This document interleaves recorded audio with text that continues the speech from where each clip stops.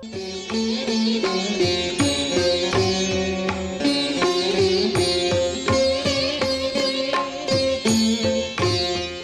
நாச்சியார் நப்பின்னை பிராட்டியுடன் பகவானை எழுப்ப அவரும் இன்றைய தினம் 22வது பாசுரத்தில் தன்னுடைய பள்ளிக்கட்டில் சயனித்திற்கொண்டே தன்னுடைய திருக்கண்களை மெதுவாக விழித்து இவர்களை நோக்கக்கூடிய அழகான காட்சி.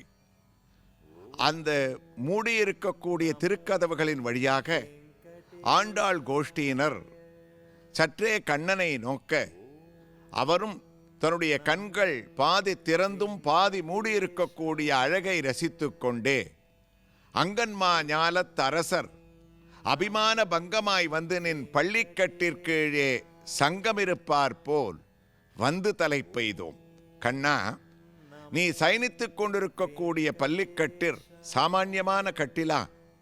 அந்த கட்டிலை சுற்றிலேயும் மகாபாரதத்திலே தலைமாட்டில் துரியோதனனும் திருவடியிலே அர்ஜுனனும் நின்ற அழகான காட்சியும், மற்ற அரசர்களெல்லாம் தங்களுடைய கர்வமான அபிமானமானது நான் பாரத தேசத்தினுடைய அரசன், எனக்கு மிஞ்சி எவரும் இல்லை என்று அபிமானத்தோடு இருக்கக்கூடிய அவர்களுக்கு ஒரு மனிதனுக்கு எது வேண்டுமானாலும் இருக்கலாம், வாழ்க்கையிலே கர்வம் இருக்கக்கூடாது என்று அந்த கர்வத்தை பங்கப்படுத்திய கண்ணா, அவ்வாறு பங்கப்படுத்தப்பட்ட அரசர்கள் எவ்வளவு பேர்? துரியோதனன் மட்டுமா? ராவணன், சீதையே அபகரித்தவன், ராமச்சந்திரமூர்த்தியான உன்னுடைய பராக்கிரமத்தை பார்த்து சங்கரன் கொடுத்த வாளோடு வீரமும் களத்தே போட்டு வெறுங்கையோடு லங்கை புக்கான் என்று உன்னுடைய அத்திரவர் அரக்கர் முடி 10 கொத்தன உதிர்த்த திரளோன் என்ற சரமாரியான பானங்களுக்கு தன் கர்வமானது அழிந்து இவன் மானுடன் என்று நினைத்தேனே, நான் இன்று பங்கப்பட்டு விட்டேனே, தம்மன்யே ராகவம் வீரம் நாராயண மணாமயம் என்று ராவணன் உன்னை புகழ்ந்து உன்னுடைய திருவடி அடியிலே நிற்கவில்லையா?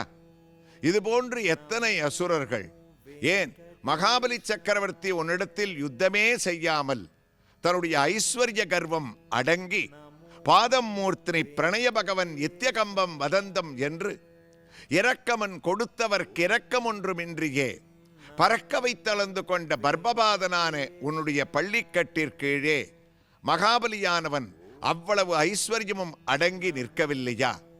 இவ்வளவு சரித்திரத்தையும் உன்னுடைய பள்ளிக்கட்டிலை நோக்கும் போது அங்கன்மா ஞாலத்து அரசர்கள் அபிமான பங்கமாய் வந்து நின் பள்ளிக்கட்டிற்கீழே சங்கம் இருப்பார் போல், ஒரு அரசர் அல்ல, 2 அரசர்கள் அல்ல, கூட்டம் கூட்டமாக அனைவரும் கர்வமடங்கி நிற்கக்கூடிய காட்சியை தரிசிக்கின்றோம்.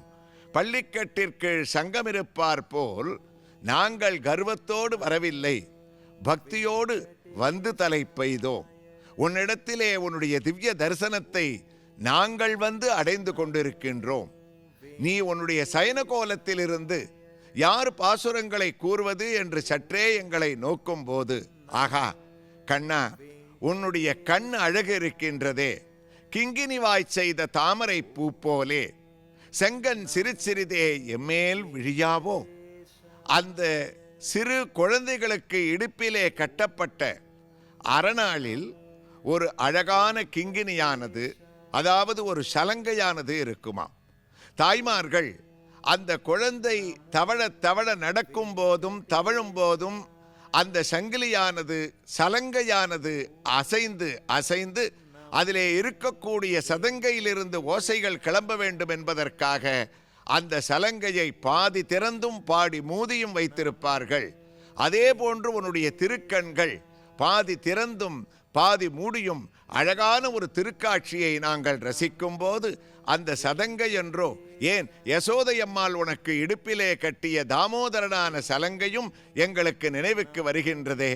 கிங்கினி வாய் செய்த தாமரை பூ போலே செங்கன் சிறு சிறிதே எம்மேல் விழியாவோ? கண்ணா, 2 கண்களாலும் நீ எங்களை விழுத்தி இப்போது அனுகிரகிக்கின்றாய். எந்த திவ்ய தரிசனத்திற்காக நாங்கள் ஓடி வந்து பல படிகளை தாண்டி கண்ணனுடைய வாசற்படியில் நிற்கின்றோமோ, இங்கேந்து உன்னுடைய திவ்ய தரிசனத்தை நாங்கள் நோக்கும் போது 2 திருக்கண்களும் எவ்வளவு அழகாக இருக்கின்றன. திங்களும் ஆதித்யனும் எழுந்தாற்போல் அங்கனிரண்டும் கொண்டு எங்கள் மேல் நோக்குதியேல். சூரியனும் சந்திரனும் ஒரே சமயத்தில் கிழக்கு திக்கில் உதித்தால் எவ்வாறு அழகாக இருக்குமோ அது சாத்தியம் கிடையாது. சூரியன் உதிக்கும் போது சந்திரன் மறையும், சந்திரன் உதிக்கும் போது சூரியன் மறையும். இதுவே உலக நியதி. ஆனால் இந்த பள்ளிக்கட்டிற்கீழ் 22வது நாள் நாங்கள் தரிசிக்கக்கூடிய பாசுரத்தில் ஒரே திசையிலே உதிக்கக்கூடிய சூரியன் சந்திரன் போன்று உன்னுடைய திருக்கண்கள், ஒரு திருக்கண்களை நோக்கும் போது ராம அவதாரத்திலே சூரிய வம்சத்திலே கோசலையினுடைய மகனாக ஒரு பகல் உலகலா முதரத்தில் பொதிந்து அருமறை குணர்வரும் அவனை அஞ்சன கருமுகில் கொழுந்தெழில் காட்டும் ஜோதியை திருவுரப்பயந்தனல் திறங்கொள் கோசலை என்ற ஒரு பாசுரமே எங்களுக்கு நினைவுக்கு வருகின்றது. ஆக ஒரு கண் சூரிய வம்சமாக எங்களுக்கு முதலில் தெரிந்தது. கண்ணா, இப்போது சூரிய வம்சமாக தெரியவில்லை, சூரியனாகவும் சூரிய வம்சமாகவும் தெரிந்த வம்சத்தினுடைய குலவிளக்கான ஸ்ரீராமச்சந்திரமூர்த்தியாக உன்னுடைய திருக்கண்கள் எங்களுக்கு தரிசனம் அளிக்கின்றதே. மற்றொரு கண்ணை நோக்கும் போது சந்திரவம்சம் எங்களுக்கு திவ்ய தரிசனம் அளிக்கின்றது. இரவிலே அழகான சந்திரன் உதித்து பிரகாசித்துக் கொண்டிருக்கும் போது அவதரித்த உன்னுடைய சந்திர குலத்தினுடைய ஞாபகம் எங்களுக்கு வருகின்றது. அது மட்டுமா, அழகான மயில் தோகை அசைய தாமரை போன்ற கண்களோடு இருக்கக்கூடிய கண்ணனான உன்னுடைய திருக்கண்கள் எங்களுக்கு திவ்ய தரிசனம் அளிக்கின்றதே.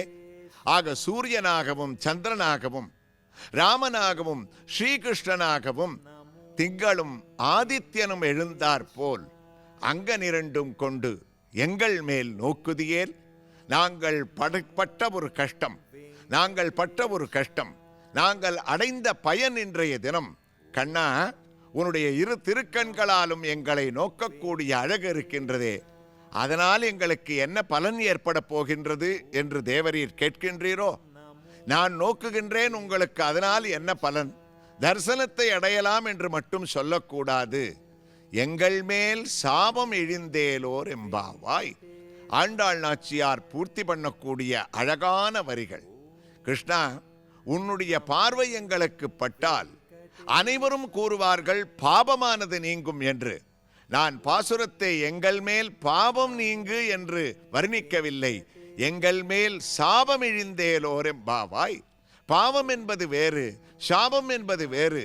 பாவம் என்பது நாம் செய்த வினைப்பயனால் வருவது, சாபம் என்பது மற்றொருவர் நம்மேல் இடுவது. எவர் சாபமிட்டாரோ, கண்ணனுக்கும் கோபிகைகளுக்கும் இவ்வளவு நெருக்கமா?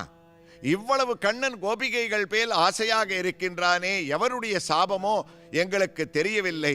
கோபர்கள் ஒன்னையும் என்னையும் பிரித்து வைத்து விட்டார்கள். ஆனால் இனிமேல் எவராலும் நம்மை பிரிக்க முடியாது என்று எங்களுக்கு தைரியம் வந்துவிட்டது. காரணம், திங்களும் ஆதித்யனும் எழுந்தாற்போல் உன்னுடைய அனுக்கிரகமான பார்வை, கடாட்ச வீக்ஷண்யம் எங்கள் மேல் பட்ட ஒரு பலன். எங்களுடைய சாபம் இன்றோடு தொலைந்தது. எங்கள் மேல் சாபம் இழிந்தேலோர் எம்பாவாய். சாபம் தொலைந்ததால் என்ன ஆயிற்று கண்ணா? நாங்கள் செய்த பாபமும் இன்று தொலைந்தது.